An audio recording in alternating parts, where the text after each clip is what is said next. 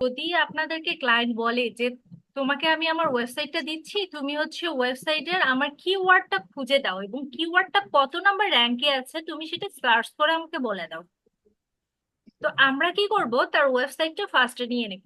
তো সাপোজ এইটা হচ্ছে আমার ক্লায়েন্টের ওয়েবসাইট, আমি এটাকে কপি করে নিলাম। নেয়ার পর এনার মেইন টার্গেটেড কিওয়ার্ড কোনটা, মেইন টার্গেটেড কিওয়ার্ডটা আমরা এসইও, এই যে তারা ইন্টারনেট মার্কেটিং এজেন্সি, এইটা হচ্ছে ওনার টার্গেটেড কিওয়ার্ড। হ্যাঁ। আমরা এটা নিয়ে এই আরেকটা ফ্রি টুলস আছে, সেই টুলসে যাব। তো এটাকে keyword rank checker, keyword rank checker, good. দেখেন এটা চলে আসছে, সবাই মিউট হয়ে যাবেন। কিওয়ার্ড র্যাঙ্ক চেকার এটাও কিন্তু সম্পূর্ণ ফ্রি।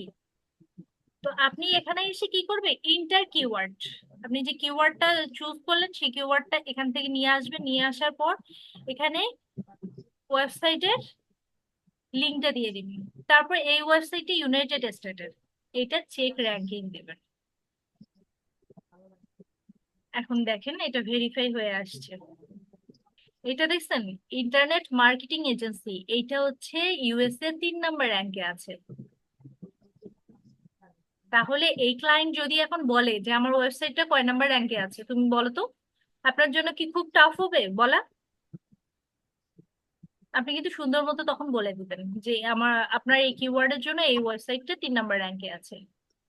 এখন অনেক সময় কি হয়, ক্লায়েন্টের ওয়েবসাইট গুলো 100-র মধ্যেও খুঁজে পাওয়া যায় না, তখন আপনারা কি করবেন? ডাইরেক্ট বলবে, হ্যাঁ মিয়া, আপনার ইয়া তো ওয়েবসাইট আমি খুঁজেও পাচ্ছি না। আপনার এটা হবে না, আপনাকে কিওয়ার্ড রিসার্চ করতে হবে এবং আপনার ওয়েবসাইটটা যদি র্যাঙ্কে আনতে চান তাহলে আমার কাছে চলে আসেন বাবা, আমি এটা কমপ্লিট করে দিব এবং এটার জন্য আমাকে আপনি 3 মাস বা 6 মাসের জন্য হায়ার করে নেন। সুন্দরভাবে এভাবে মোটিভেশন করবেন, বাস সে তখন বাধ্য হবে ওয়েবসাইটটা র্যাঙ্কে বন্ধ আনা। করবেন লাইভ।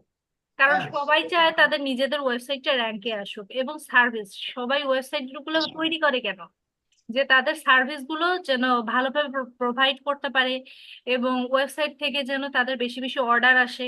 এই কারণেই কিন্তু ওয়েবসাইট গুলো মূলত তৈরি করা। তো যে কোনো ক্লায়েন্টই কিন্তু এটা চাবে।